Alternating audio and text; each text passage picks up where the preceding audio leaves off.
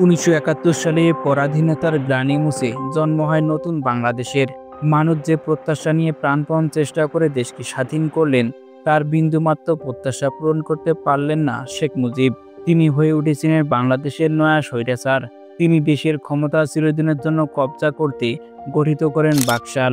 দেশের দুর্ভিক্ষ, চরম নৈরাজ্য, মানুষের হাহাকার কর্ণভেদ করে হৃদয়ে জাগ্রত করলেন বাংলার সূর্য সন্তান বীর মুক্তিযোদ্ধা এম রাশেদ চৌধুরী। দীর্ঘ কয়েক বছর পর শুক্রবার রাত ৯টায় দেশপ্রেমিক সাংবাদিক ইলিয়াস হোসাইনের সাক্ষাৎকারে দেখা যায় এম রাশেদ চৌধুরীকে। কে এই এম রাশেদ চৌধুরী? চলুন তার সম্পর্কে বিস্তারিত জানা যাক।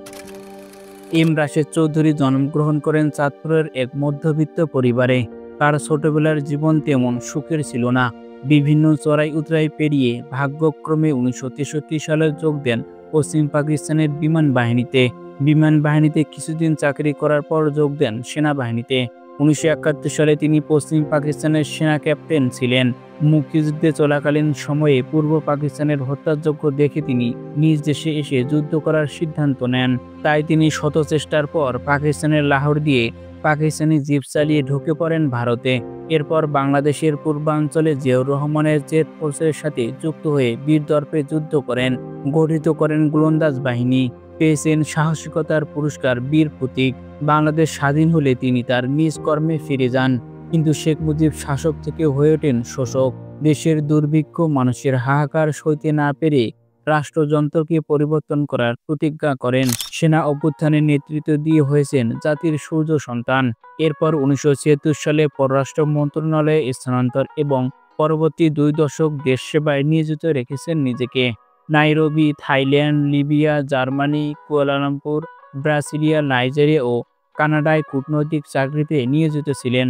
১৯৯৬ সালে শেখ মুজিব কন্যা শেখ হাসিনা ক্ষমতায় আসার সময়ে টোকিওতে রাশেদ চৌধুরী কূটনৈতিক নিযুক্ত ছিলেন। তখন তাকে ঢাকায় ফেরত আসার নির্দেশ দেওয়া হয়, কিন্তু তিনি দেশে ফিরে না এসে যুক্তরাষ্ট্রে চলে যান। পরে তাকে বরখাস্ত করা হয়। শুরু হয় তার প্রবাস জীবনের সংগ্রামের লড়াই। ২০১০ সালে শেখ মুজিবুর রহমানকে হত্যাকাণ্ডের বিচার প্রক্রিয়া শেষ হয় এবং সেখানে রাশেদ চৌধুরীর মৃত্যুদণ্ডের রায় দেওয়া হয়। বিশ্লেষকেরা মনে করেন বিচারিক হত্যাদণ্ডের শিকার তিনি। আওয়ামী লীগের ১৫ বছর অবৈধ শাসনামলে মুজিবের হত্যাকাণ্ডের প্রহসন বিচারে তিনি হয়েছেন জনপ্রিয়, যদিও ভুল কারণে। লেফটেন্যান্ট কর্নেল এম রাশেদ চৌধুরীর পরিবারে স্ত্রীসহ রয়েছে ২ ছেলে ও প্রাণাঞ্চল ৩টি নাতি-নাতনি।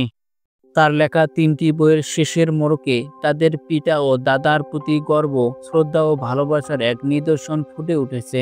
অবসর সময়ে তিনি বাগান পরিচর্যা ও লেখালেখিও করে থাকেন। তিনি প্রায় ১০টির অধিক বই লিখেছেন। এর মধ্যে village boy to accidental soldier নামে আত্মজীবনী বই লিখেছেন। এছাড়া ১৯৭৫ সালে ১৫ আগস্টের কাহিনীকে সামনে আনার জন্য ১৯৭৫ আগস্ট বিপ্লবের না বলা কথা নামে একটি বই লিখেছেন। তাছাড়া আওয়ামী ফ্যাসিবাদ, দেশপ্রেমের বিদ্রোহী পংক্তিমালা, India's hegemony, design in Bangladesh ও সোলজার ডেপ সহ আরও কয়েকটি বই লিখেছেন সূর্য সন্তান রাশেদ চৌধুরী। বিএনপির প্রতিষ্ঠাতা জিয়াউর রহমানকে নিয়ে একটি বই লিখেছেন বীর মুক্তিযোদ্ধা Rashed Chowdhury. President Ziaur Rahman, legend leader of Bangladesh. এছাড়া শেখ মুজিবের স্বৈরাচারী শাসন ও বাকশাল নিয়ে the soldier and war within post independent of Bangladesh নামে একটি বই লিখেছেন এম রাশেদ চৌধুরী। দেশের প্রতি রয়েছে তার গভীর ভালোবাসা। এমন দেশপ্রেমিক মানুষ বাংলাদেশের মাটিতে যুগে যুগে জন্মগ্রহণ করুক, মহান রব্বুল আলামিনের কাছে এটাই প্রত্যাশা। ভিডিওটি ভালো লাগলে একটি লাইক দিয়ে চ্যানেলটি সাবস্ক্রাইব করার অনুরোধ রইল।